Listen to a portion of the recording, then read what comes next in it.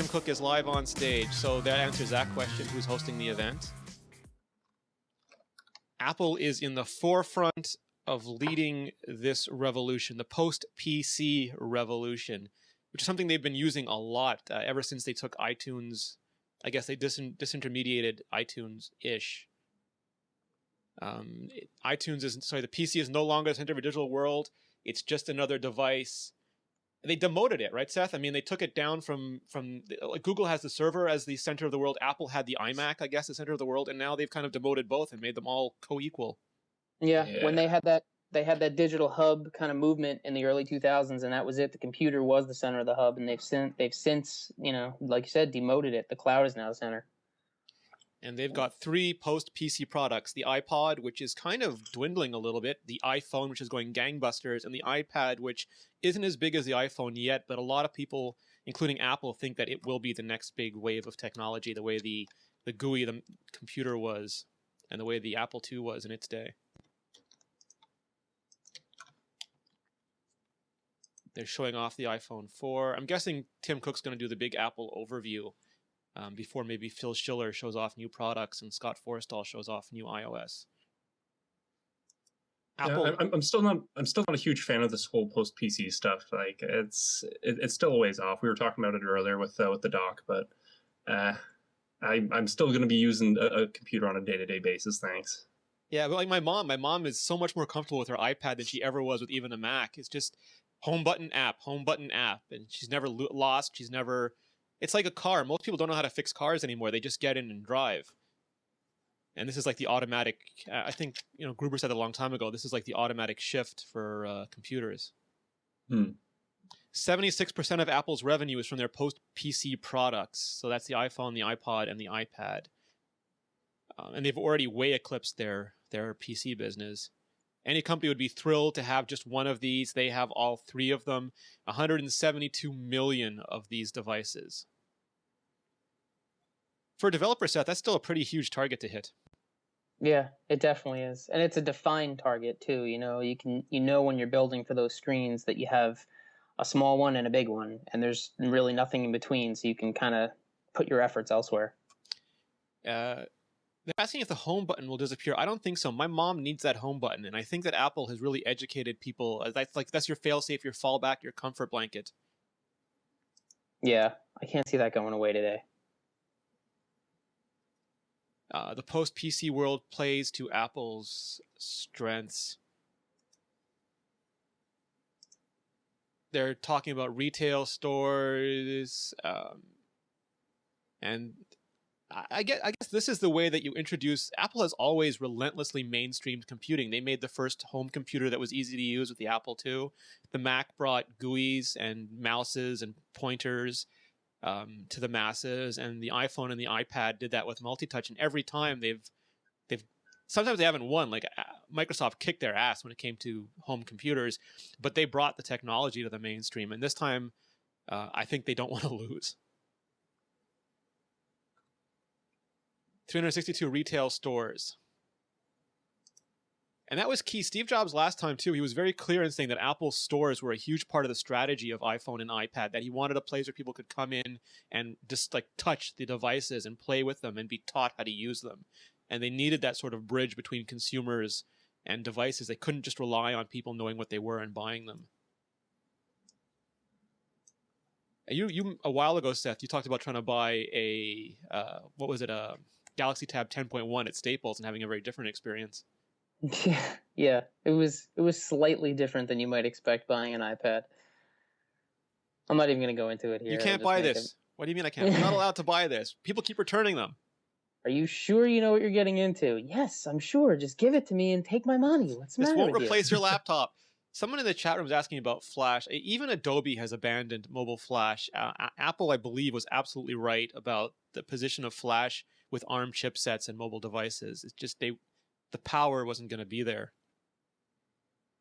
Arguably, I mean, it's mostly Flash in the browser, though, right? I mean, Adobe's still supporting a lot of stuff with Flash on the app side still. Yes, with fair to middling result. I mean, it works really well in the BlackBerry Playbook. The Air developed apps on iOS are a mixed bag right now. Even the ones Adobe made are, I mean, as brilliant as they are, they're also cognitive. They have a higher cognitive load. But that's the thing about Adobe, is that they're supposed to be a content creation company, but their executives really want a lockdown platform and want people locked into their ecosystem. And I think they're going to have to decide at some point which company they want to be, because you can't be great at both those things. You're going to have to they're going to have to pick someone to dance with at the end of the day. Mm-hmm. And arguably they're late to the HTML5 stuff, the development tools for that. So it'll be interesting if they can catch up. Yeah, the playbook they're talking about. The playbook is at this price. The playbook is killer. It's almost a Kindle killer more than an iPad killer at this price. Which is fine. I mean, like, there needs to be a lower price counterpoint to the iPad, especially if Apple's going to keep going for the top tier stuff. I don't know how sustainable that is for RIM, but I think for consumers, it's great to have, you know, the expensive option and the cheap option. Yeah, absolutely, and the 7-inch option and the bigger option, because there are different audiences. Yep. Well, I mean, that being said, do you ever think that Apple's going to drop down to 7 inches? Steve Jobs was like, I know he said there'd be no video, no one wants to watch a video on their iPods, but he killed the idea of 7. I think it's more likely to have a big iPod Touch than a small iPad, because Apple is a software company and they don't believe that you can have great tablet software at a small size. But I believe they think you can have great mobile software at a small size. So I could see a bigger iPod Touch more than a smaller iPad. Yeah, I would definitely go with that. A 5-inch iPod Touch? Yeah, maybe like a Galaxy, even a Galaxy Note size one. It just because the size of the screen at the end of the day dictates what you can and can't do with software. You just can't load a screen, because unlike your desktop, things don't get smaller; they just have less. So like go ahead.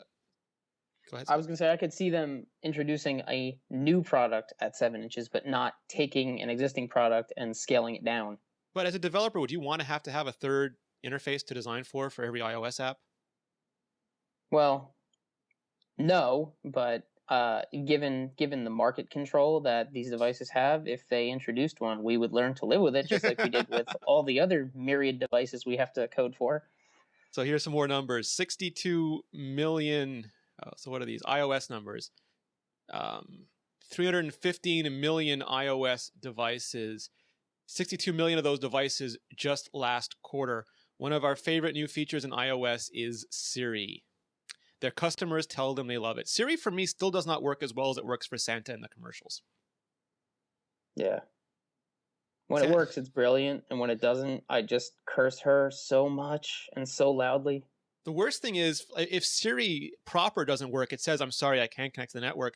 But if Siri dictation doesn't work, it just spins and doesn't do anything. And you have no idea why it's not working. Yeah.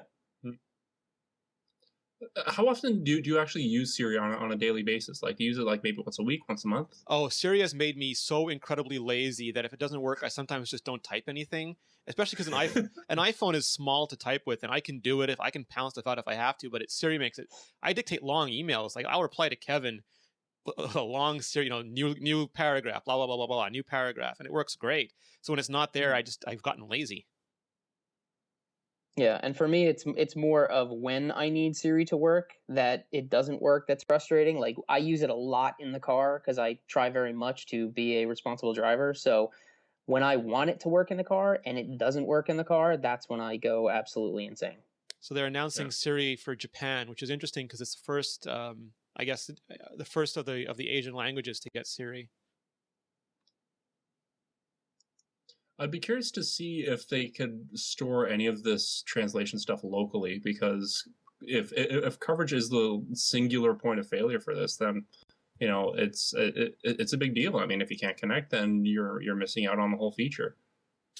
Yeah, the server side definitely increases the accuracy and quality of the dictation, but if you cannot connect, your quality and accuracy is 0. Yeah, seriously.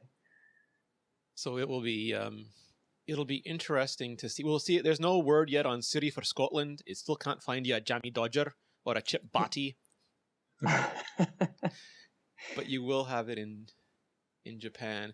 Great apps lead to more downloads, which leads to more great apps, which leads to more downloads. 25 billion apps downloaded. This is from Ryan Block. This is a mind-boggling number. Block is awesome at transcribing these things. I mean, he was one of the originators of Engadget, and his fingers just fly. Yeah, when those guys handle live events, it's some of the best coverage you'll get. More App Store stuff.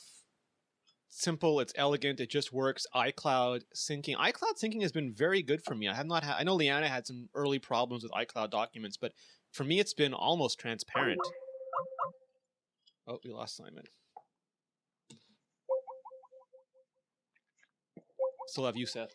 The Aruban guy lasted longer. Amazing. The over-under on me was way out of whack.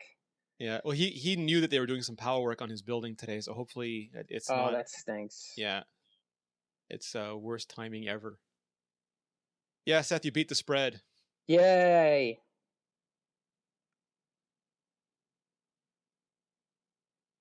Let's not talk about it anymore.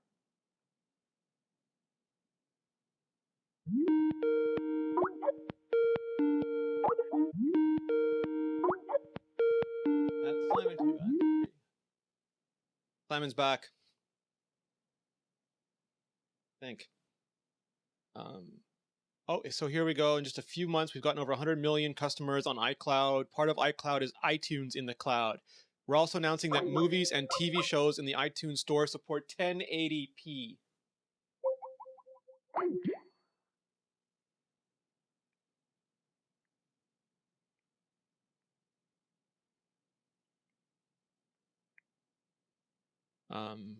Oh, they're showing Apple TV, yeah. Yeah, Apple TV.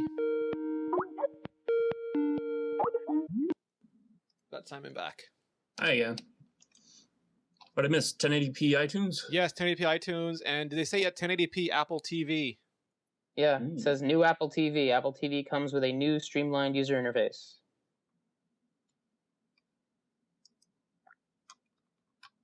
So I guess that's new hardware then. Yep. Surprise!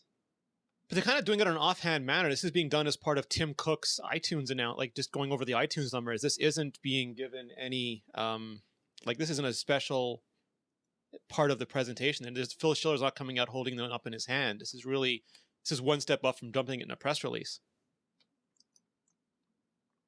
Yeah, it's a little weird. They're just warming up. Let's give them some time. Yeah. Simon, I got no video for you yet. Oh. It's weird.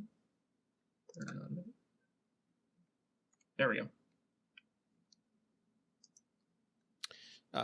Yeah, I think it's demo time. They're going to show you how to use the new streamlined interface, and Eddie Q is up. Let's see how this looks.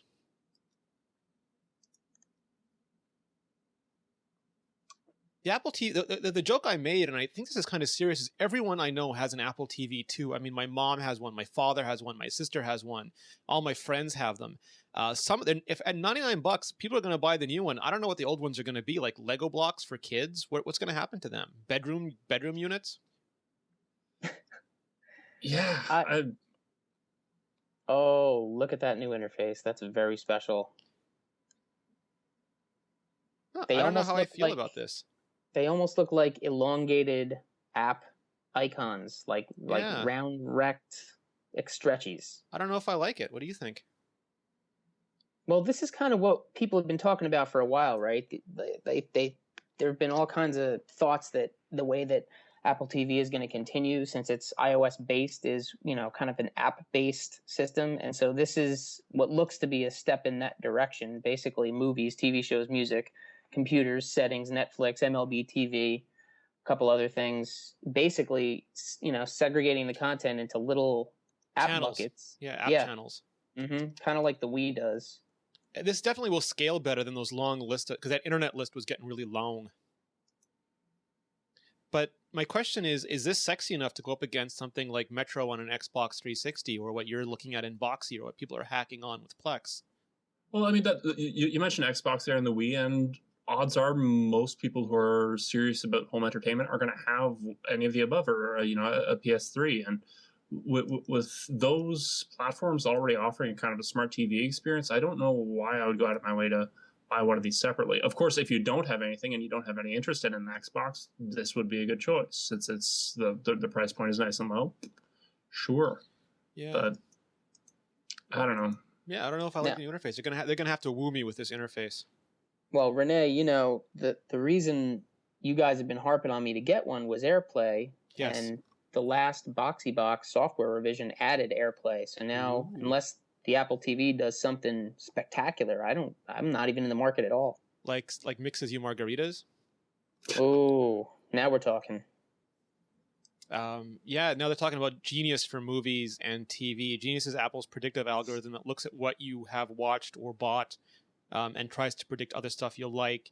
And it has the same problem that Netflix does. Is, for example, like if my 3-year-old or 6-year-old godson is watching his cartoons or downloads like a gaming app, I suddenly get a lot of recommendations for stuff that might not be mine. And since there's no user accounts, you're kind of souped up in whatever the family or the significant other is enjoying at the same time. Yeah. I mean, on the one hand, that might give you a common cross section that, for finding stuff everyone would enjoy. But you're absolutely right that it needs user accounts for this kind of thing. Yeah. And they would just say, well, it's a personal device, buy 2, which I'm sure helps their bottom line. But yeah. Apple TV still $99, available next week. Ooh. March 16th.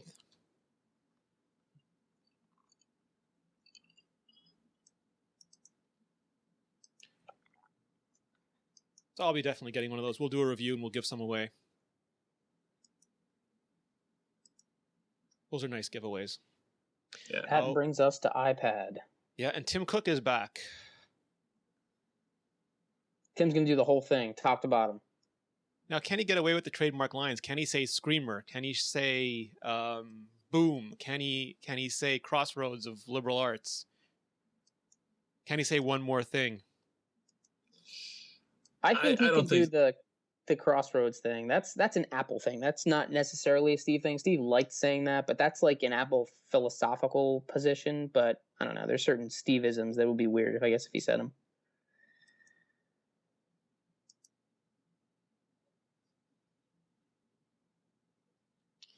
All right, so 15.4 million iPads sold in Q4.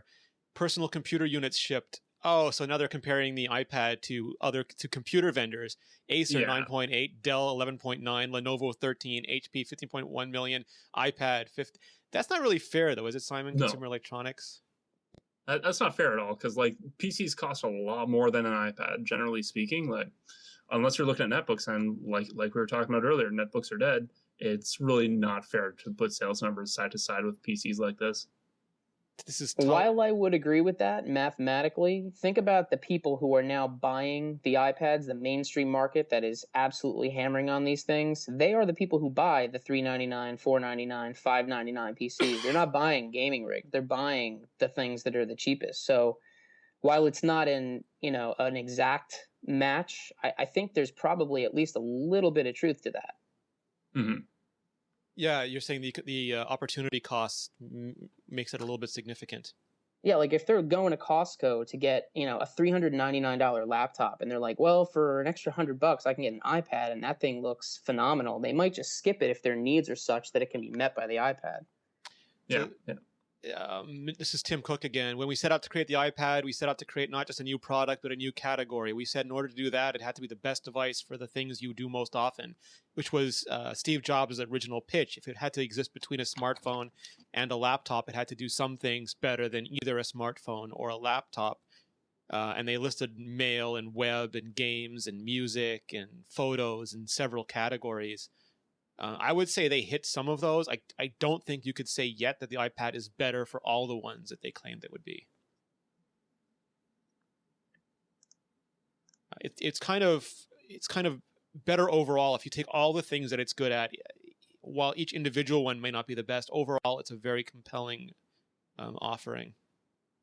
Yeah, certainly there are strengths to it and weaknesses. Even now, there are things that it just really doesn't do exceptionally well, but it does them well enough for most people.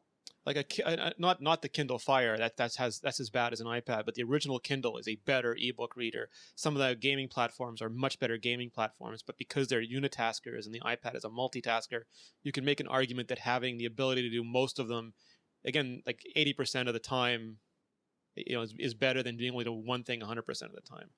As a real quick aside, you would be shocked to know how many e-ink readers, specifically Kindles, I've seen on the beach down here. Like a couple of iPads, a couple of this, a couple of that, a million Kindles, a million. Is it out of the Amazon ad? Is it a Kindle bikini chick with every chair?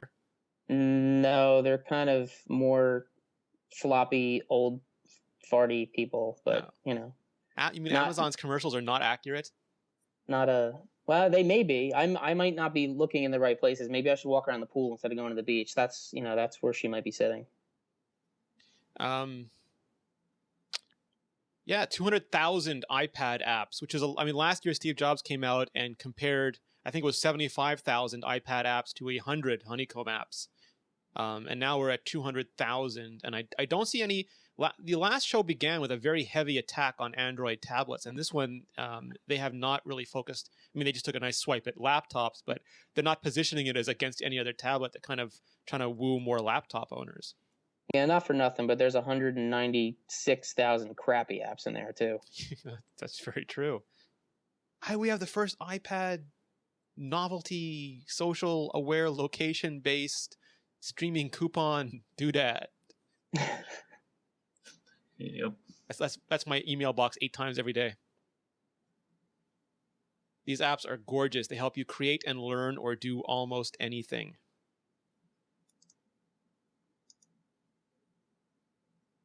So we're building up here. Tim is still talking though. Like Scott's not out yet. Like you would think Forstall would be talking about this.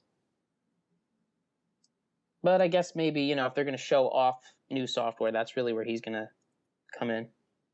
Yeah, so if iOS 5.1 is available today, does that mean that the iPad might have 5.2 and be available later? I'm not sure how they're stacking and racking this stuff. Oh, here we go. The key reason is why momentum on the iPad continues to build and the competitive tablets aren't gaining any traction. Everyone has been wondering who will come out with the product that's more amazing even than the iPad 2. The name will rhyme with Apple. I'm fairly certain. In fact, the name will be Apple. Well, stop wondering. We are. There we go. Nice setup. Nice punchline, Tim. The new iPad.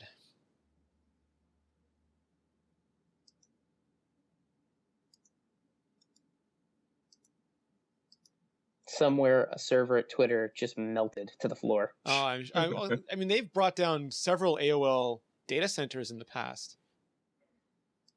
There's a new iPad. Looks like the iPad 2. I believe there's a home button. It's too bright. I can't tell. It doesn't look all that thicker, though. No, millimeter here and there, Seth. Come on.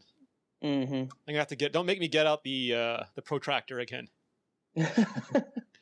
We've taken it to a whole new level, redefined the category that we created. Amazing improvements to Phil Schiller. Here we go. Apple's Senior Vice President of Worldwide Product Marketing, which is not a very accurate title. The man is basically the Kaiser Sose of pushing these devices to market.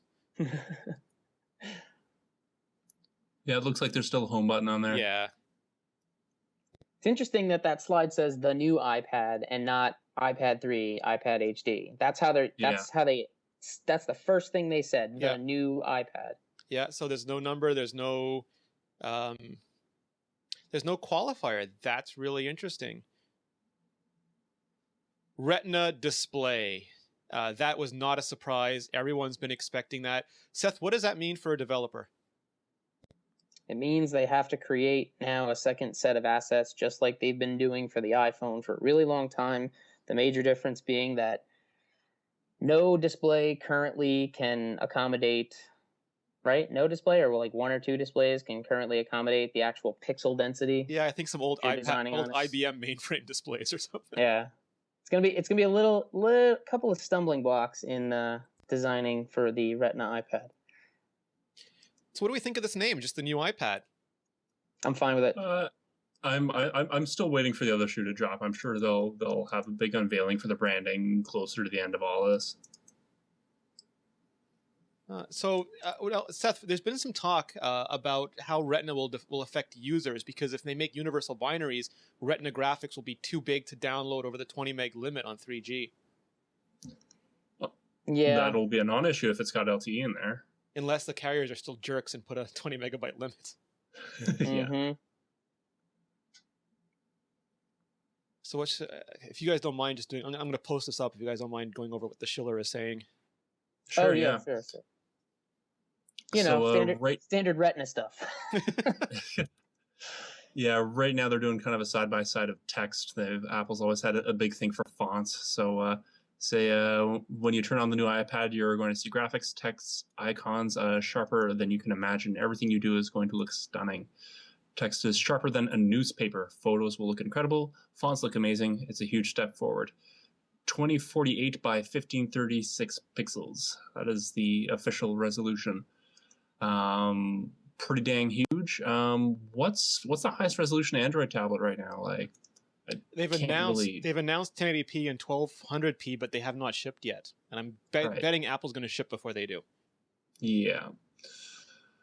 Put it another way, you all have an HD TV at home, 1080p. An iPad has more pixels. That's incredible. So Apple is saying that your iPad is going to be more high def than your high def TV. That's pretty sweet.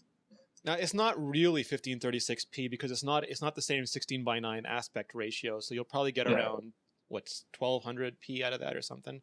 264 ppi in that display. And some people were wondering whether you can consider that Retina because people believe that 300 dpi is Retina, but Retina is really a function of distance as well as density. And you tend to hold iPads further away than you hold iPhones. And Richard Gaywood from TUA did the math, and it does work out as a Retina display at, I think, was it 12 or 16 inches? Mm-hmm. Oh, they're actually going through the math again of, I mean, the reason Apple's calling it Retina display is because the human eye can't really differentiate beyond a certain point how sharp something is. The iPad is expected to be held at 15 inches, but even closer, it still crosses that Retina threshold. So they're doing the cell. Yeah, the iPhone they've got set as a standard distance at 10 inches.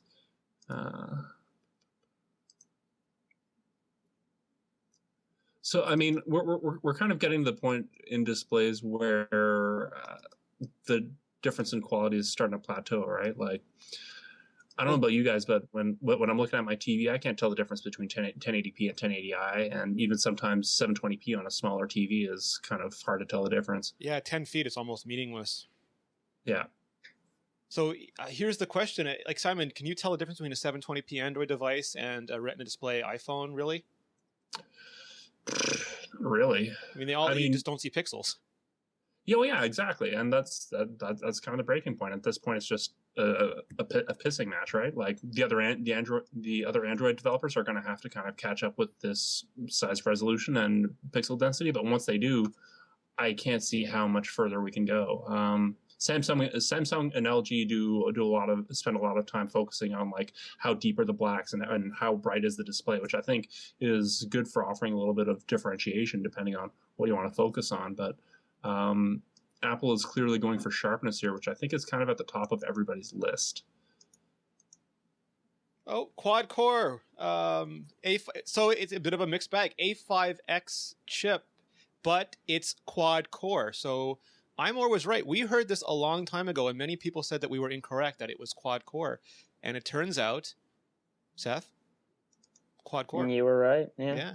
I can't take credit for it. It was a team effort, but we had fairly good sources for both the iPhone 4S and the iPad 3. And while I cannot name them, I'm just going to say kudos to you, gentlemen, or ladies, or creatures from other universes.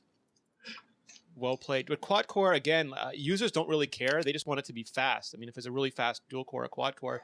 So the question is, what is Apple going to do with those extra cores instead of just leave them idling there? The second core was used for AirPlay. What are the third and fourth one going to be for? Not to split hairs, but the slide says quad core graphics. So is that a different classification than quad core maybe that's processing? That's why there was a mix-up. Maybe the chip is dual core and the graphics are quad core. Huh. because That would it's called out explain the different specifically. rumors. Yeah. That is actually that would explain everything really nicely. Well spotted, Seth.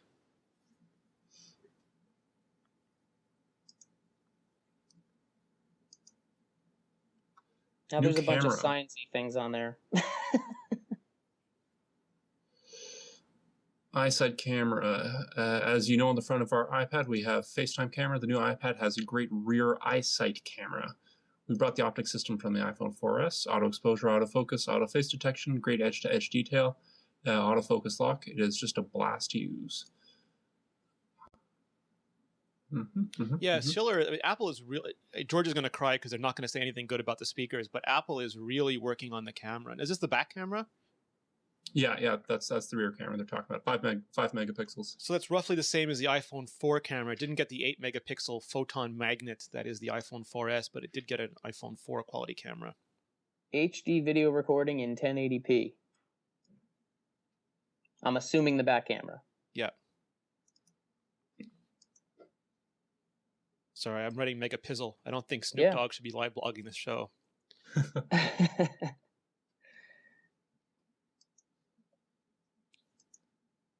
IR filter, auto. So it's essentially the iPhone 4 camera with iPhone 4S software. That's probably a good way to describe it, yeah. And the face detection, which works pretty well on the... So does this mean we're going to see more people holding up iPads to shoot things? In Hawaiian shirts? I hope not. In Hawaiian shirts. It just looks so stupid, people holding up these big, giant, awkward things trying to shoot video and take pictures. It's just... I don't know. I don't think that photography should be a huge emphasis for tablets. Maybe for front-facing cameras, because like the tablet form factor is good for video conferencing, but not for like photography and stuff. It seems ridiculous. It reminds me of those old movies where you saw the guy behind the hood with holding up the camera and peering behind it. Yeah, I'm gonna get one of those hoods. That'll be great. I'm gonna have my iPad. I'm gonna have the hood on. I'm gonna walk around and with a lady holding a flash. I'll hire someone just to walk around me holding a giant flash, or another iPad with a flash app.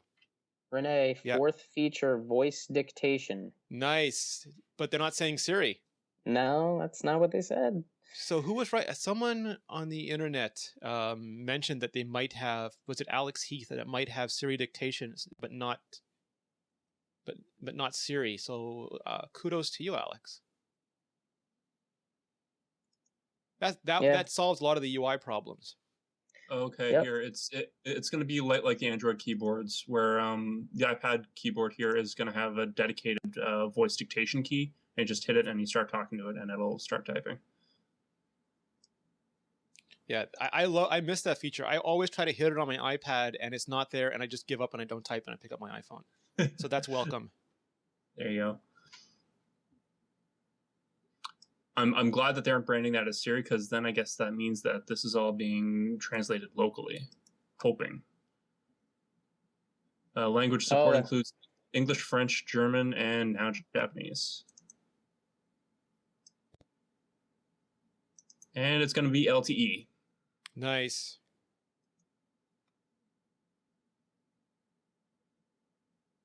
.4G LTE. Waiting to hear about carrier support. And that's huge. Apple needed to do that, especially for Verizon, because Verizon was stuck on CDMA at maybe 3 megabits per second, while AT&T was going to go to 14.4, and that's humiliating for the nation's largest LTE network. Yeah. We have a great network. All your iDevices are going to suck, but we have a great network. So, Rene, how many squares is that on the iMore prediction bingo card that are covered? I'm only going to give us half marks for the quad core because it's quad core but GPU only. So, I mean, I think we got fairly close to nailing it again. Some stuff we didn't know at all about, like the Siri stuff. We didn't hear anything about haptics. We didn't hear anything about the name. But the stuff we heard about, again, rock solid. Oh, nice. The new iPad is also going to support HSPA Plus, including dual cell up to 42 megabits per second, which is sweet. That's great. LTE max is 72 megabits per second. 72 megabits per second. Wow. I used Roger's rocket stick at Starbucks and I was getting 40 down. I believe I was the only one on the tower. It was just me sitting on top of the tower, but it was as Right. fast as home as fast as a home connection. Yeah, your kidneys are now cooked a little bit.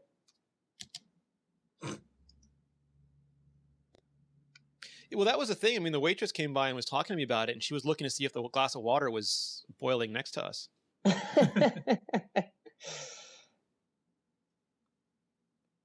I'd like to see where the LTE support is. They're showing a video demo now, 5 huge photos downloaded on LTE before even one downloaded on 3G. So, I mean, we don't know. Is Sprint going to get it? Sprint's LTE is what, Simon? A year, well, at least 6 months to a year before having even a handful of cities? Yeah. No, Sprint's still a way out. So AT&T, I mean, is just getting started. Rogers is okay.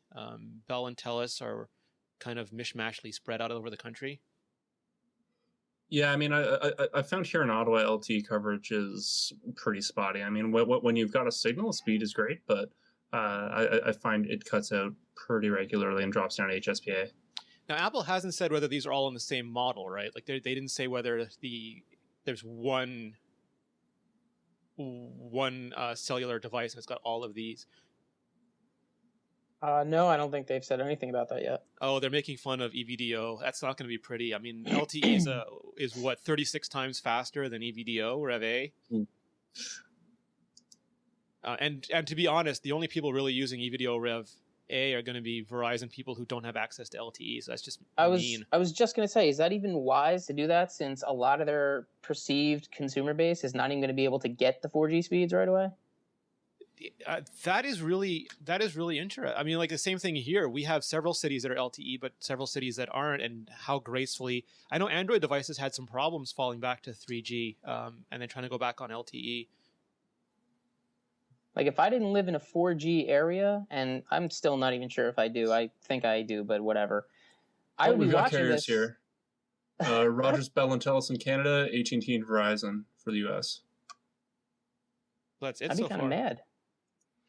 So no Australia, no Asia, no EU? No mention yet. Although I imagine Japan's probably going to be pretty high on the list since they're making a big deal about the whole Siri thing there. Yeah. 2 different versions in the US. I'm assuming they both mean 2 different LTE versions. Yeah. Rogers, Telus, Bell, AT&T, Verizon. Well, I'm happy. I know that sounds self-serving, but I'm happy. Good for you. I'm so unprofessional. I'm crazy like that. I've got this LTE. I don't know what to do with it. Both Stranded 3G world on ready. EVDO. It'd be 3G world ready, so it's not going to be LTE only. Yep. And personal hotspot, which I'm sure AT&T and Verizon will value add you for.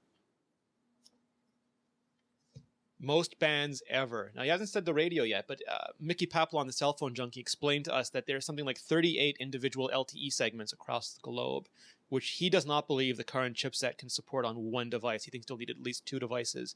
But they didn't announce international. They just announced North America. And AT&T and Verizon... So we knew before, Simon, right, that AT&T, Rogers, Telus, and Bell were on the same bands? Mm-hmm. So they're getting one. It looks like Verizon is getting the other one. Right. The most wireless bands of any device that has ever shipped.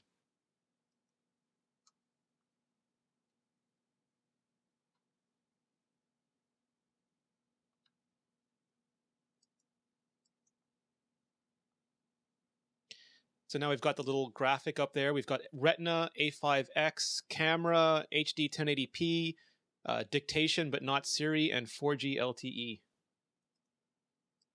How do you do with battery life? You may recall we claimed 10 hours of battery life and 9 hours on 3G. My guess is they're going to have a 4G battery life number as well. I think leading up to it like that, it's going to be more no matter what. Yeah, maybe... The new iPad delivers the same 10 hours of battery life, and 4G is 9 hours. Wow. All right. Because we've seen with earlier chipsets, especially on Android devices, because they're always early adapters, that LTE, I mean, what was it with the Thunderbolt? Phil could basically watch it drain on his desk. So if they can get 9 out, and the iPad is not a phone, it's a massive battery with a screen on top of it, so it's completely not a fair comparison. Do you have any idea what the Android tablets on 4G do for battery, Simon? Not off the top of my head, no. I can. I asked Phil, but he said that it was as you would expect, which. Hey, hang on a second.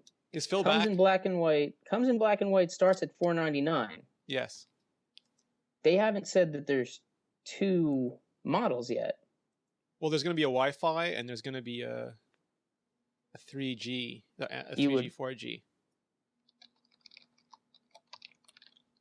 Oh, it's 9.4 millimeters. Is that the same exact? Oh, it's the same prices. Same prices. March 16th. So we did not get the date right. My 9 to 5 Mac had the date right. That was a different source, a new source. It did not pan out, but I am very happy. But where is it going to be available?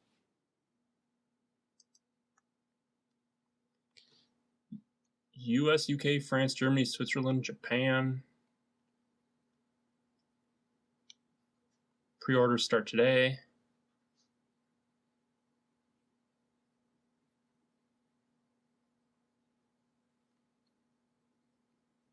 Sorry, I missed that, Simon. Could you say that again? Oh, there you go. United States. Wow. That's more than any iPad launch before. That is crazy. The same price is with 4G, with the Retina display, with all that stuff. The same price is insane, and being able to put it in that many countries all on March 16th is insane. I'm going to keep saying that. That's absolutely crazy. How do you compete with that? They haven't mentioned device dimensions or anything like that. It looks like the outer casing is pretty much exactly the same as the iPad 2, eh? Yeah. Oh, here we're going to go into software now.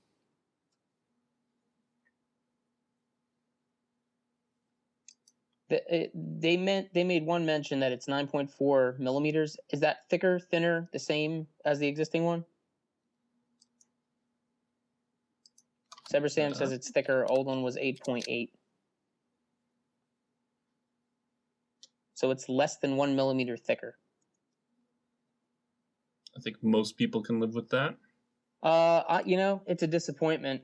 Start the presses. Yeah, the iPad 2 is 8.8 millimeters, and they're saying this one is how thick? 9.4. Oh, really? Okay. So was the determination in the end? You used to study math, Seth. How different is that? It's a little bit differenter. Okay. Not too much. Does the extra size account for the extra magicalness? I think so, yeah. They had to take a little extra room to pack more magic in. So Soccer in the chat room is giving him a hard time about real 4G.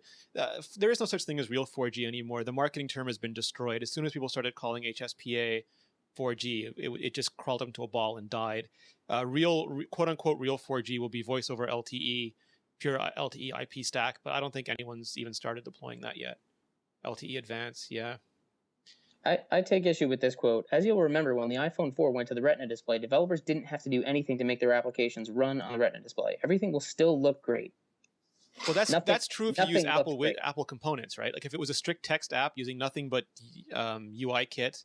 Yeah, table view and text. Yeah, sure, everything will look great. But if you had any custom graphics, any PNG files, anything, I remember at the announcement, Mark Edwards came out going, "I have 900 graphics to update." Yeah. So that's not true for most developers. So Marco should be good, right? He doesn't have much to do. I don't know. He's probably got a couple little symbols or icons in there or whatnot.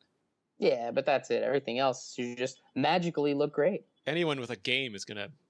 The Infinity Blade guys better get to work. That's all I'm saying.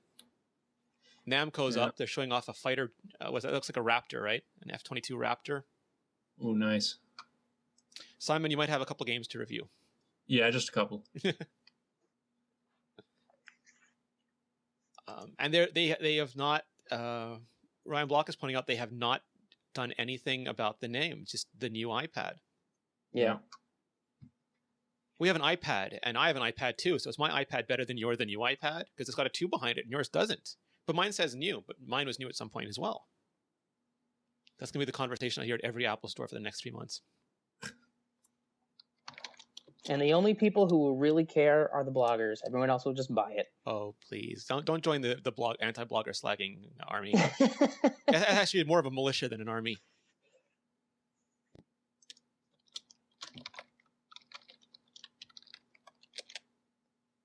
Bail.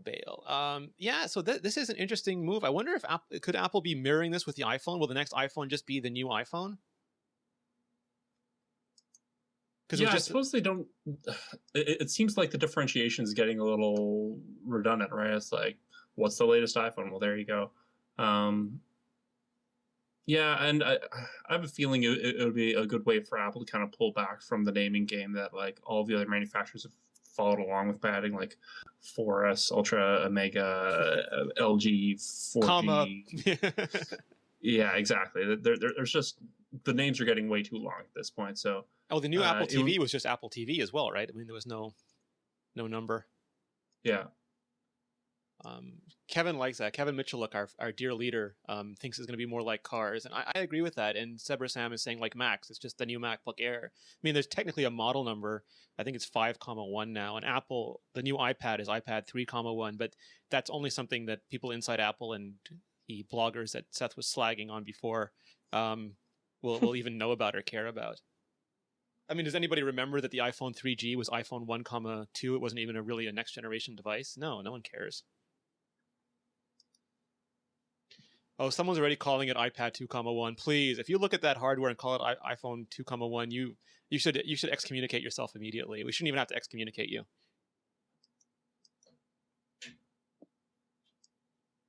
Now up Autodesk. Autodesk has been a good citizen of iPad. I mean, they were fairly quick to get on there, and it looks like Sketchbook. They got the Sketchbook product manager Chris Chung up there now, and that is a good fit.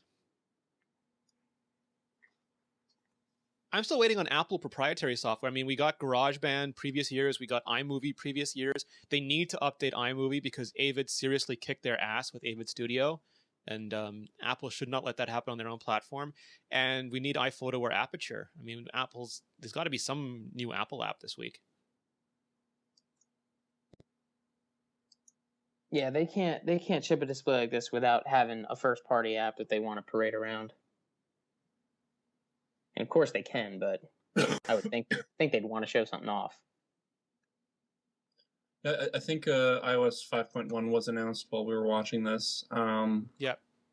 I don't know if there have been any giant new features announced alongside it, but I don't think. I'm guessing we'll get Scott Forstall up on stage. Just Siri Japan so far.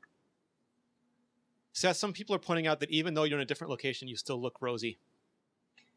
Yeah, I know. I just said on Twitter, I'm on vacation. I've been out in the sun. My face is a little more red than it usually is to begin with. So the whiskey I have here, that's a little extra. Yeah, it's his fine Irish heritage, folks. It's not your. Do not adjust your TV sets. That is the way Seth looks. I also turned the air conditioning, off, so it's a little warmer in here than it usually is because I didn't want the blower going while we were broadcasting. Well, good on you, sir. Yeah, you betcha. Seth is not a lobster. Chat room people are so mean. It's that Whatever. greater internet theory again. So they're still harping on Autodesk here, and I wrote an editorial on Android Central about the importance of styluses and why they're coming back. And artists had a field day with that one. They're like, yes, we need styluses if we're going to do any of this stuff. And I tend to agree with them. I'm not really convinced that we'll be able to do any serious finger painting stuff, right? Like without zooming in and then panning out a lot. It seems like it would be kind of unrealistic for real artists to use AutoCAD here or Autodesk for a lot of art without a stylus. Yeah, I mean, some of the stuff they did for the New Yorker covers was amazing, but that was very tedious work. And some of the new Bluetooth 4.0 styluses look really, really nice because they'll do like palm detection and they'll do a bunch of advanced stuff.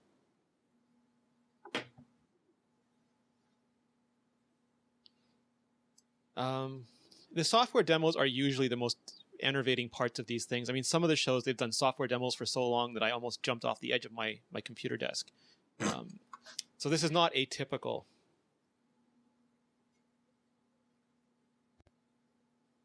This is always the part that I find the most snore-worthy. It's like, you know what? I will get these and I will play with them, and that's when I will decide how great they are. Just wrap it up. You are the decider.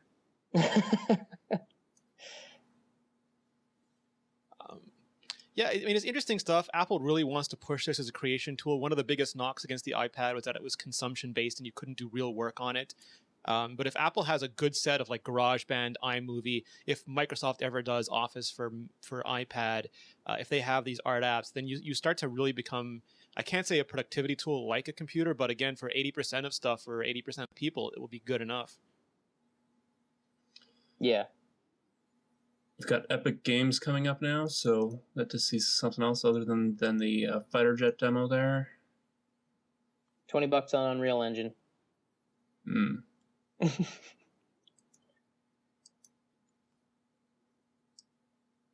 Epic Games. Nice. I mean, they did a great job. The Unreal Engine looks fantastic on a small device, on a Retina display, and I'm guessing something like Infinity Blade or anything using that engine will just blow my eyeballs to the back of my skull. Yeah, it's a new Infinity Blade called Dungeons. Nice. Way to go back to that. I can't blame them. I mean, they're doing great jobs with it. It'd be nice to see something like a space. I mean, even Dragon's Lair did Space Ace, right? So it'd be nice to see some variation. But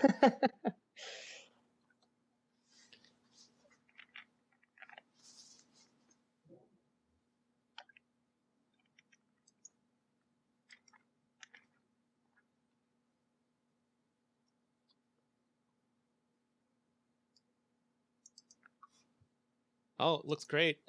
Yeah, they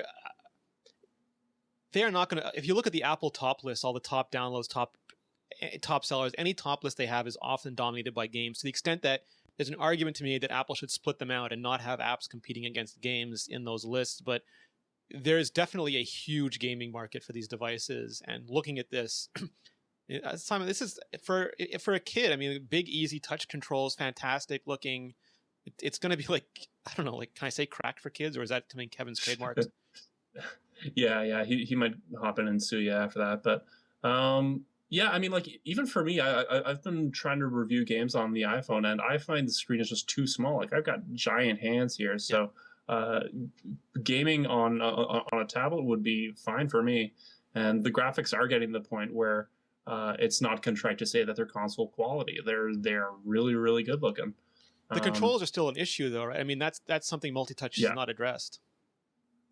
Definitely, and I think a lot of that impetus just falls on developers. A lot of them are just trying to kind of drag and drop PC or console experiences by like having an overlay with, you know, like here's your joystick and here's your 4 buttons. And games like Infinity Blade are really great because they're focusing a lot more on swiping. You know, that's where the real strength of the platform lies. Yeah. So, you know, I played the Beat Sneak Bandit the other week, and it was really good because it was really uncluttered controls. You just tap the screen in time to the music, and although that sounds too simple, it's actually really complicated the way that they've got it all set up. So yeah, billions of Angry Bird dollars shows what it's like to make a game for the device instead of just a port. Yeah, exactly. And the Wii had, I mean, just to be fair, the Wii had that problem too. I mean, there were great first-party Nintendo games, but a lot of developers just did a token port with some, you know, stupid add-on to it, and those games were horrible. Yeah.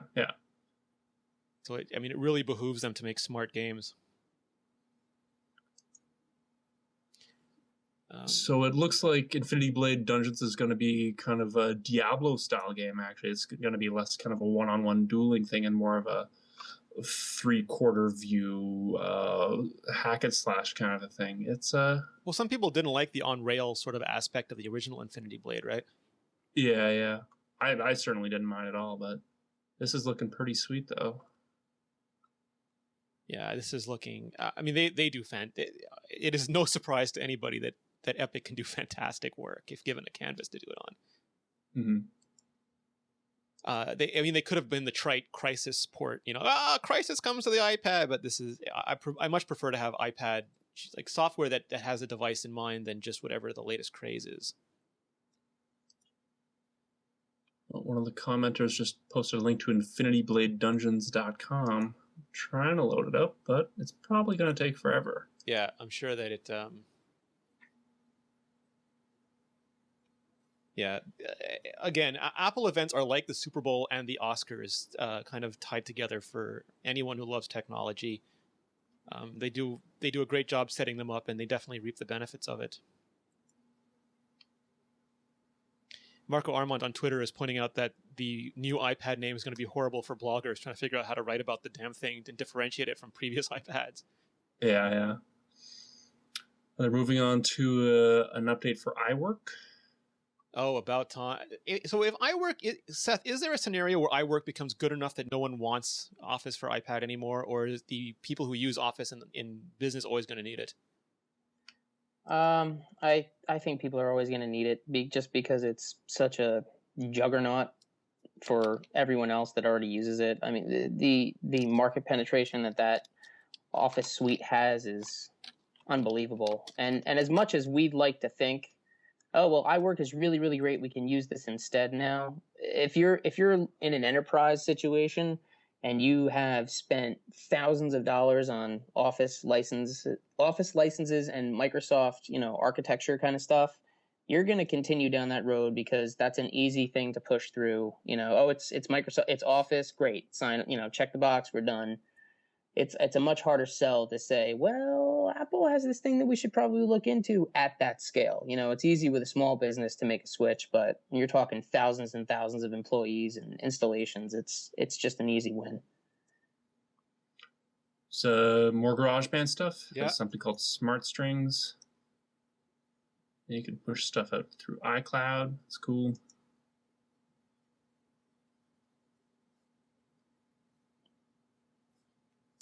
Somebody in the chat room just asked about the 30-pin dock connector. It went by too quick, but I just barely saw it. No, it's still standard. We have not heard anything different. We only heard that was in line for the next iPhone. The iPhone has much smaller size, which means the real estate's much more valuable inside it than on an iPad yet.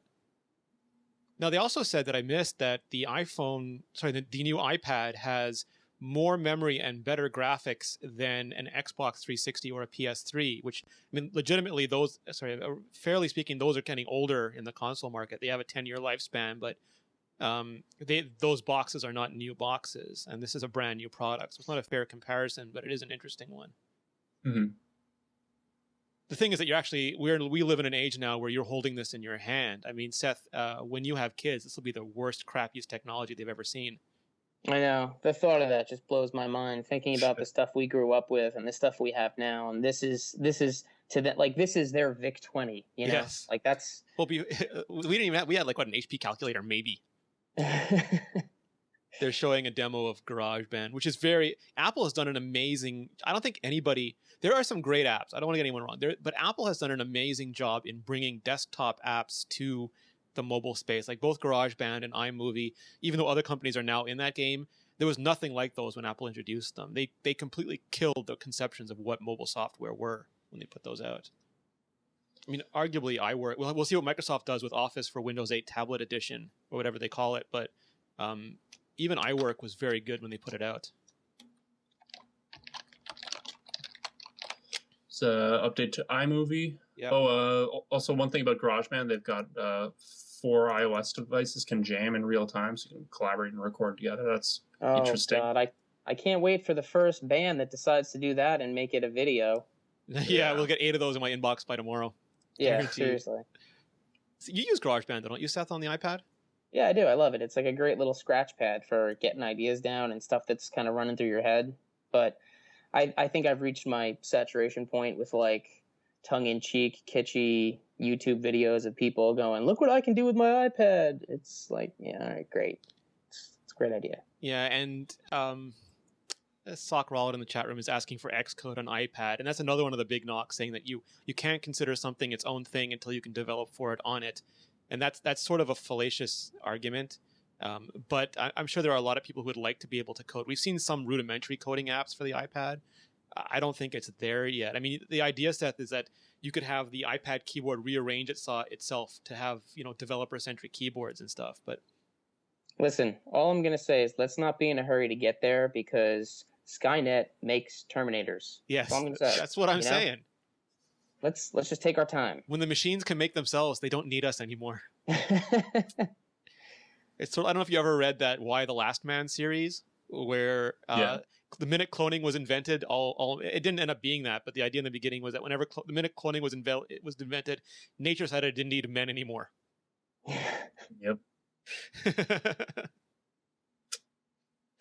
So yeah, I'm not eager for humans to be deprecated in the next release of iOS. Yeah. No Siri, for the just record, dictation. Yes. I'm sorry. For the record, there is most definitely a home button. Yes. It's just a white iPad. You can see it though. I mean, it's visible on the device. It's very obvious.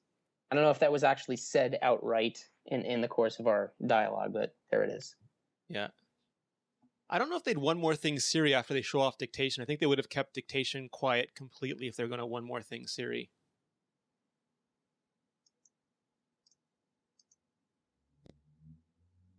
I don't think there's going to be a one more thing. I think they're going to wrap it up, business-like, walk off stage. Yeah, it's. I think one more thing. They could get away with doing it if they did it hard and quick, like pulling off a Band-Aid. I mean, people go, "Oh, that's a Steve Jobs thing," but the minute they've done it 2 or 3 times, it wouldn't be anymore. But Apple doesn't always do it. They very rarely do. I mean, the MacBook Air was a one more thing. It's not in every event. Sort of a trope that they'd rely on. Yeah, and they already did Apple TV in the beginning. iPhoto for iPad. Hey, there you go. This we've been waiting for. This, I mean, a lot of people predicted this. They thought Apple had to go there. It makes a lot of sense given a Retina display. So now we just need iDVD and iWeb for iPad, right? Oh, and then we'll have the please. whole the retro iWork for kids. iDVD, iWeb, i8-track mix-up. Why do I need iPhoto for iPad? If you're someone who truly loves photos, that's what it's for. And arguably a touch interface is, I mean, in the old days, photography was a very hands-on profession. I mean, the chemicals and the paper and whatever, mind-altering substances were in the air at the time. And we've kind of gotten away with that with point-and-click Lightroom and Aperture and Photoshop. Adobe Photoshop Touch, which I've been trying to review and I ultimately decided was too much of a mixed bag of hurt to get into, did a fairly good job at touch-based photo editing, but if Apple could do a better job, I'd be very happy. And it's got an awkward-looking iPhoto icon on a regular background. I don't know how I feel about that. Seth, is it wrong to be that fussy about icons? Is that too much of a book cover sort of a thing? No, I don't think it is. I think it's the entry point to the application, and I think the way people decide things and the way that we think about software, it's way more important than the cover is to a book. Smart browsing, multi-touch editing, professional quality effects, brushes, photo beaming, photo journals. So it's sort of a prosumer thing. They've got the scrapbooking for the parents, and they've got probably the social sharing for the kids. And it won't be enough that it'll pull real professionals away from Aperture or Lightroom, but it'll be enough that you can quickly triage on your mobile device while you're out at a shoot or while you're on the plane or something, I'm guessing. Oh, and they've got, I forget his name, Randy Ubelos, that's the guy I was talking about earlier, the guy who started off at Macromedia and ended up building Final Cut Pro and then built the new iMovie while on a vacation like Seth because he was frustrated that he couldn't make his home videos fast enough. He wrote an entire new application to do it. Needless to say, I will not be that productive on my vacation. Right now, Seth, this is the highest degree of productivity that you will reach on the vacation.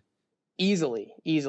I took pictures underwater while snorkeling today. That was pretty productive. It is downhill from here, sir.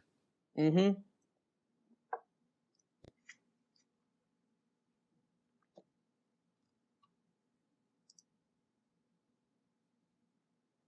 Leanna's on Twitter being all upset, claiming credit for thinking that the iPhone would just be called iPhone. So we've got to make sure we credit Leanna for that because she can be violent.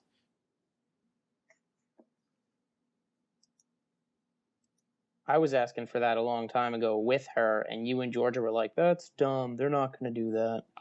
Whoever said Apple doesn't do dumb things? How do you know it's not brilliant? Have you noticed the rampant success that is Ping? Oh, poor Ping. Yeah. Yeah, Apple has certain areas in which they are excellent. The mainstreaming of technology, the creation of user experience. They have certain areas where they're awkward, like social networking,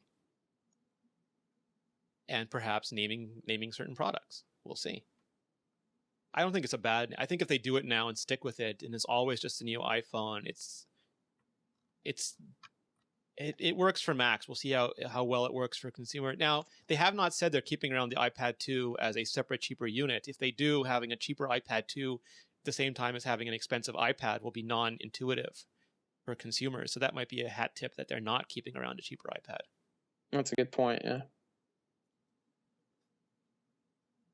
They're doing the iPhoto demo now. I'm guessing Leanne is going to be all over this when she returns. Works with up to 19 megapixel images. So not enough for a new Nokia Symbian camera, but enough for almost any human to use. Oh God, what was that camera that came out at MWC? It was like 41 42, megapixels yeah. or something. Yeah. That's otherworldly. I don't think there's enough megapixels. I think that camera took pictures that were bigger than could be taken in a human universe. Yeah. They've got the photos up on a shelf, the little books. Very nice. It's a glass shelf, not a wooden shelf like iBooks. Quite frankly, I'm not sure how to take an additional skeuomorphic construct at this point, but they didn't ask me first. This looks like a small photo gallery from a set on Miami Vice. If they make pastel interfaces, Seth, I'm going to blame you. those icy blue glass shelvy things just make me think of like 80s Miami. And white Testarossas. And sweet blazers with the sleeves rolled up. You can share it to your journal, to camera roll, to iTunes, to email. You can beam it, which they haven't explained yet. You can print it, you can Twitter it, you can Flickr it, you can Facebook it, and you can slideshow it. So there's an actual Facebook integration on an Apple product. Is that the end of days? Do I have to start ducking and covering and going underneath the arches? Yeah, which seal is that just opened? Oh, I already said the seventh seal. What's after? Is there an eighth seal that no one told us about previously? You look at a pale horse and Mark Zuckerberg is on top of it. They broke the fourth wall. Very, very well said. Yeah, so they're showing the editing, and it's going to be interesting to see what dynamic, because Apple has kind of backed themselves into a bit of a corner with gestures, because now that they've assigned four-finger swipes to UI, to universal system controls, they have less they can use for in-app controls. They're saying the speed is incredible, really high frame rate for editing photos. You have tap to auto enhance.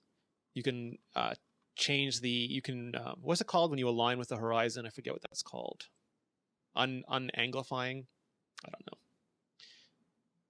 Contrast, shadows. It looks fairly well thought out.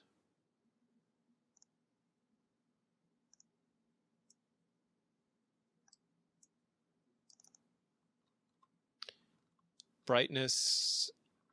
It's going to be interesting to see what we can do with this, how far we can push this before we need a desktop. I can do a little bit of iMovie on an iPad, but it is so much faster for me to do it still on a computer, especially rendering the video. If I can throw cores at something, and you don't have to worry about that with photos. I don't have to worry about throwing cores. I mean, a little bit for one photo, but it's going to be interesting. You can make specific adjustments to areas with taps. They're spending a lot of time on iPhoto compared to the other stuff, I guess because it's new and because it makes a really good demo. You want to take any guesses on what they mean by beaming there for the share menu? Do you think that's just like sending stuff to the desktop over the Wi-Fi network, or what? They said device-to-device sharing earlier in the start of the iPhoto thing. Oh, yeah. So maybe like Wi-Fi Direct?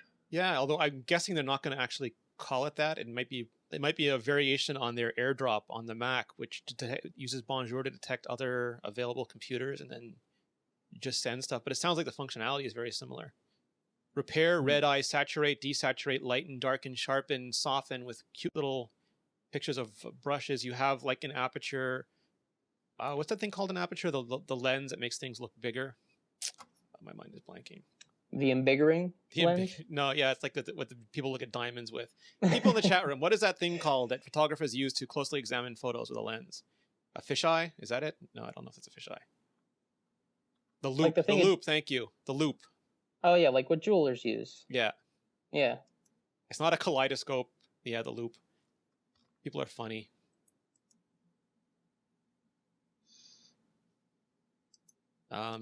Yeah, so showing image colors, rebalancing brush palettes. It looks like a fairly slick app. I'm going to look forward to Leanna's review of this. This is going to be an epic review for her. Yeah. So I'm thinking that the something for you to see is the hardware, something for you to touch is the software, and that the collective we made that far more complicated than it had to be. Oh, you mean kind of like when we were first talking about it and I said, let's not read too much into this? I have no recollection of that conversation. So. Of course not. Anytime you're right, I have this weird mental condition where anytime Seth is right, it does not it's like a computer that doesn't write to disk. You know, it's like it's stored in the cache and then flushed, and there's no permanent and then it record gets kept. dumped, right? Yes. Gets pushed right out of memory. Yes. Sometimes a cigar is just a cigar. Well, the demo is still going on. They're showing more great effects. They're going all out on this, black and white, color swatching. So Apple is Sherlocking a lot of the photo editing software. If you're not familiar with the term, Sherlocking is when Apple makes an app that is similar to an app that existed on the store prior to Apple's entry into that market space. I mean, there are still video like Avid put out a video editing app, so there's going to be room for Adobe to make a Lightroom for iPad or keep Photoshop Touch, and there will be some room for third parties to differentiate. But at $5, this is going to suck a lot. I'm guessing $5, like the rest of the iLife apps. This is going to suck a lot of air out of that space. Journaling is going to be huge for. I'm going to use Phil Nickinson's term, and I forgive me for being pejorative, but for the civilians, I think journaling is going to be the killer feature for this. Almost like the iMovie movie trailers, where you just get to make something cool really quickly.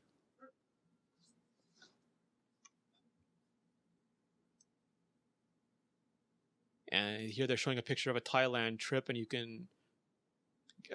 And was there Instagram integration? Did I miss that, Seth? Or was there no Instagram integration? Oh, I don't know. If it was, I missed it too. Yeah, no, I'm looking back. No Instagram. That's interesting because Instagram is so popular. But they're doing sort of stuff here where they're making collages, pastiches. What's the term for these? What do the kids use for these things these days? Where they put multiple photos together? Comps. Oh yeah.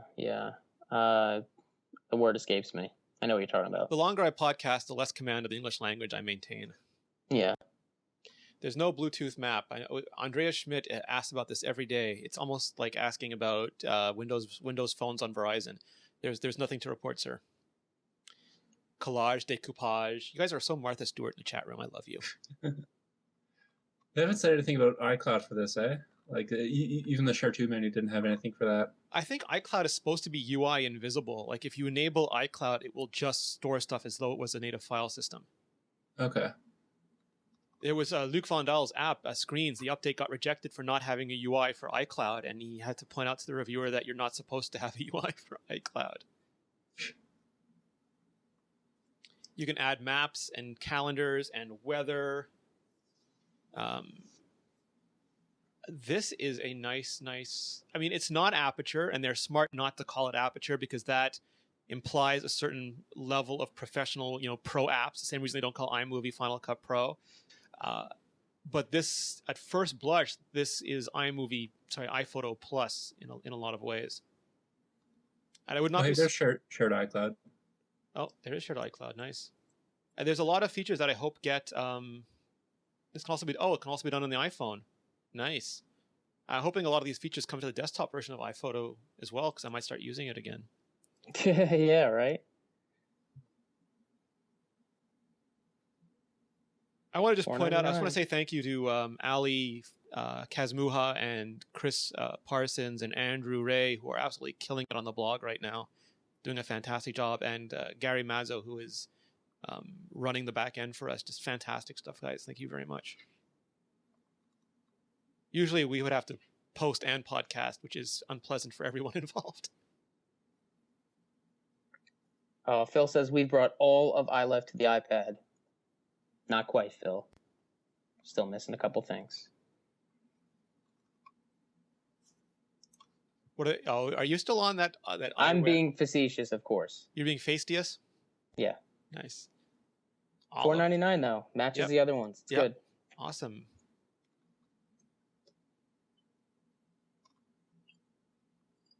Video time.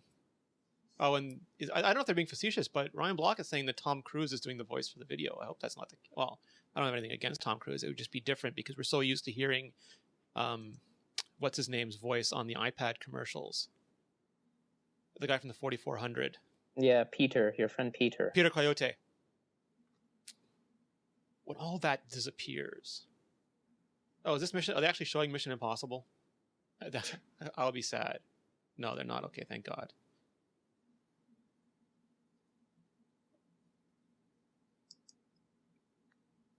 We believe technology is its very best when it's invisible, when you're conscious only of what you're doing, not the device you're doing it with. It's just this magical pane of glass. The magical was given emphasis for George's benefit.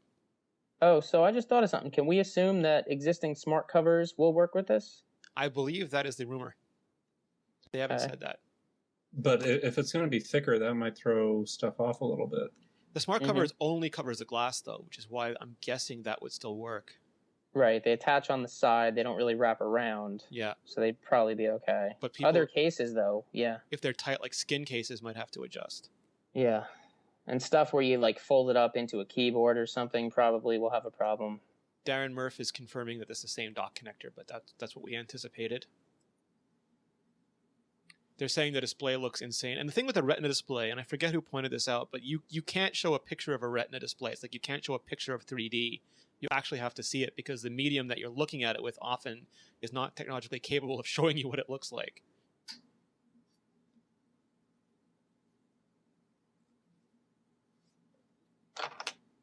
There is no SD card slots. Apple will never do an SD card slot. It's like a floppy disk. They believe that that technology is just no longer important, that online, the cloud is what is the future. And Apple is relentless about destroying the past and embracing the future. It's why they got rid of floppies.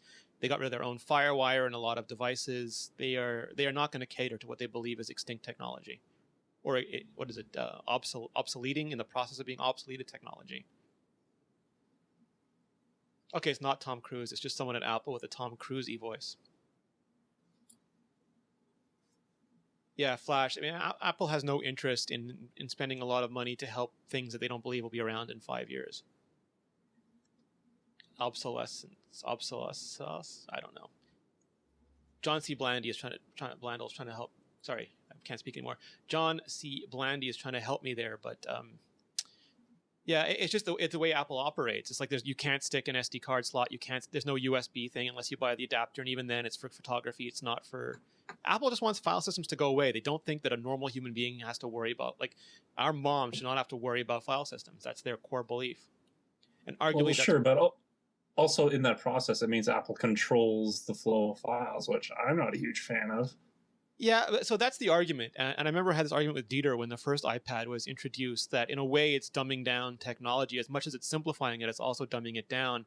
But for example, my father could take apart a car and fix a car. He would actually buy cars, fix them, and resell them. And he built his own house when he was in his 20s. He built an entire house.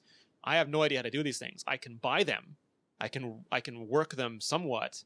And I think that we just have to accept the fact that to go from the 20% of really adept people to the 80% of kind of casual users, you have to abstract a lot of that and take away the management aspect. So again, like my mom finds computers really, really alienating, and she feels dumb when she uses them, and she's a professor, college teacher. She's just from a different era, and she shouldn't have to feel that way with technology. So it's nice that we'll be able to buy the trucks and that she'll be able to buy the car. And oh, by the way, Mountain Lion is giving you the nice rich upholstery that a car enjoys in your truck, but it's still a truck. Yeah, I was listening to a Joe Rogan skit the other night, and he was basically positing that nobody is smart anymore. We're all just buying stuff from smart people, which is a little depressing, but sadly accurate. Yeah, absolutely.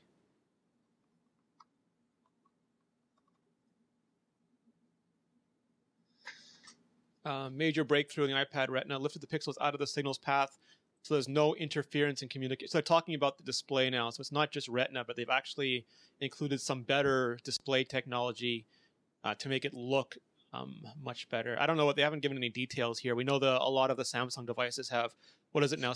Super quasi quantum nuclear AMOLED at this point, too. This is not that. Wi-Fi, Bluetooth, 3G, 4G, LTE. It's the ultimate iPad, and we think it's going to change how you see and do just about everything.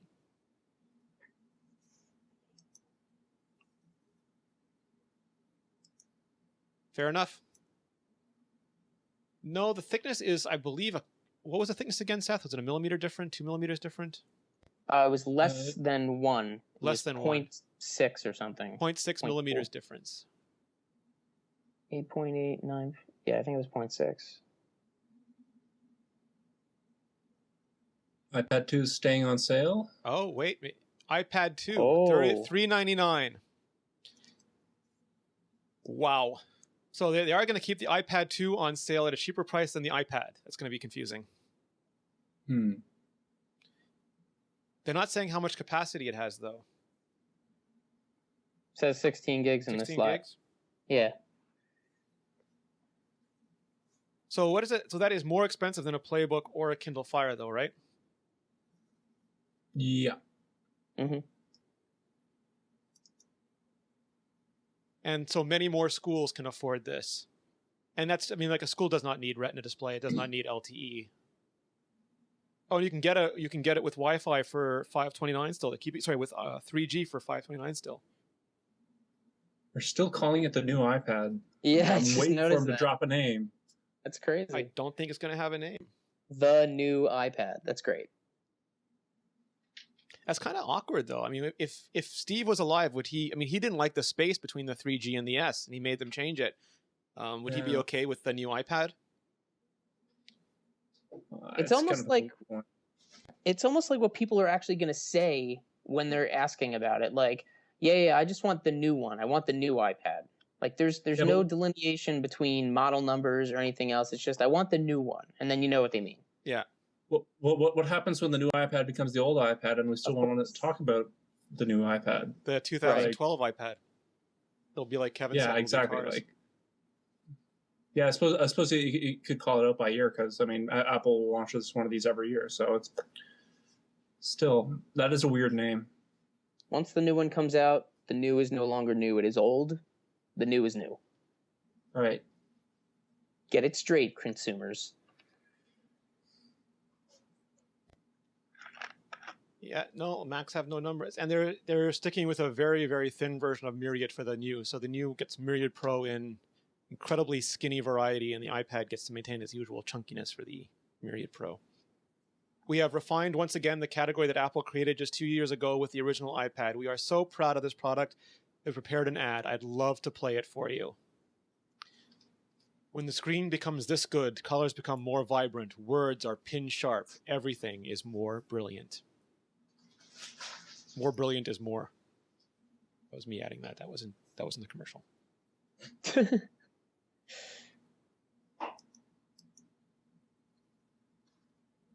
And then it'll be like Twitter, the new iPad.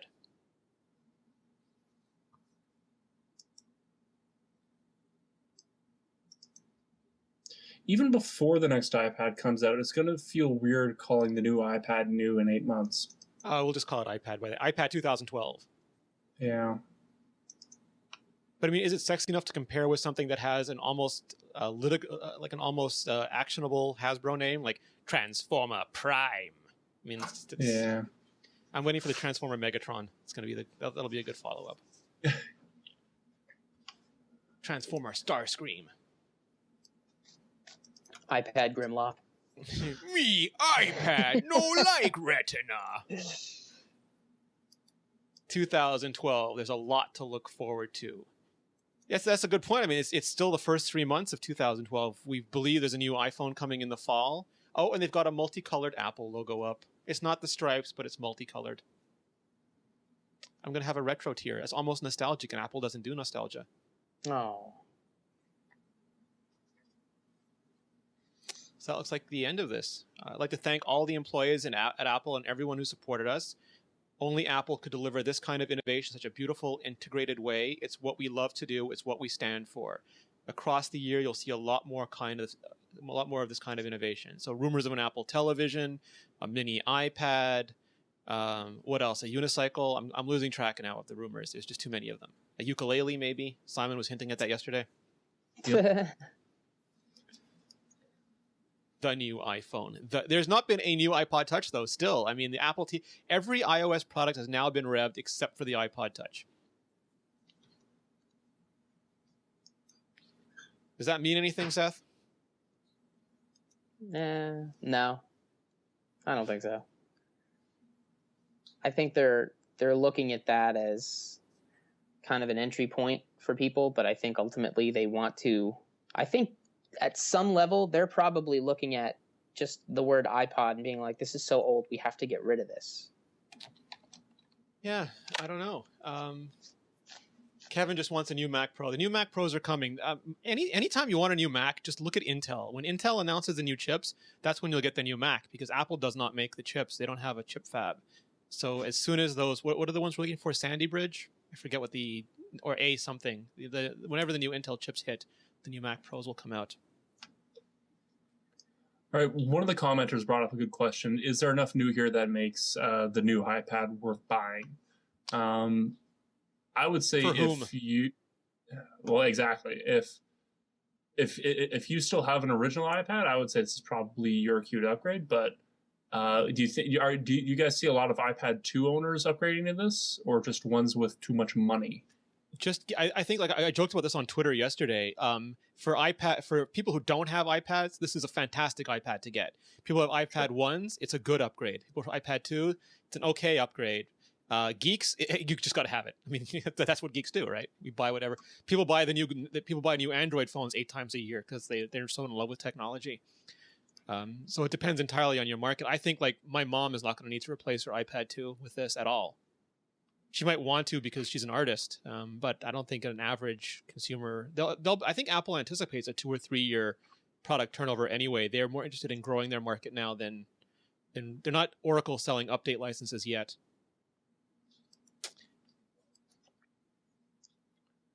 I don't think we saw much in terms of like forced obsolescence with any of the new software features. Like, did they say that the iPad 2 wouldn't be able to get the new microphone dictation thing for the keyboard? No, they actually did not say that. That's a good point. Because I mean that was kind of a bone of contention with the iPhone 4S, is that, like, yeah, Siri's totally awesome, you're totally screwed, iPhone 4 owners. So, and I mean that's kind of par for course for Apple sometimes. So. Well, they're very fussy, and the microphone on the iPad 2 is not good. So I would not be surprised if just because the microphone sucks, they're not going to do dictation. Right. Yeah, so the event is over. We are going to post the heck out of all of this on the blog. We're going to give you updates on everything that we can find, and we are going to be back, not all of us, but whoever is available, are going to be back at 9 p.m. tonight for our usual iPhone and iPad live show. So please join us then, and we'll go through this. We will do to this what Oliver Stone did to the Zapruder film. We will take it apart piece by piece, and if we have screws left at the end, so be it. Great. Any final thoughts, Simon? No. I mean, that was a nice incremental upgrade. I still don't own an iPad, so I think this is definitely my time to grab one. But no, it's definitely not as flashy as I was expecting. I think my expectations were a little bit higher. We probably did a lot to do that to you. Sure. Seth, what about you? I think it's definitely something I'm going to be getting because I still have a first gen one. And I've been waiting for a Retina display before I upgraded. I just didn't see a need to get an iPad 2 last year, so I'm definitely excited to have some nice new hardware. I'm not as into the whole 4G thing, but I think that overall the package is, as you said, a great upgrade for somebody coming from a first gen, a pretty good upgrade from a second gen, and obviously anybody else is just going to want to have it. It's not mind blowing, but I think it's, a solid new entry for the product line that still runs rings around a lot of other things in the market right now.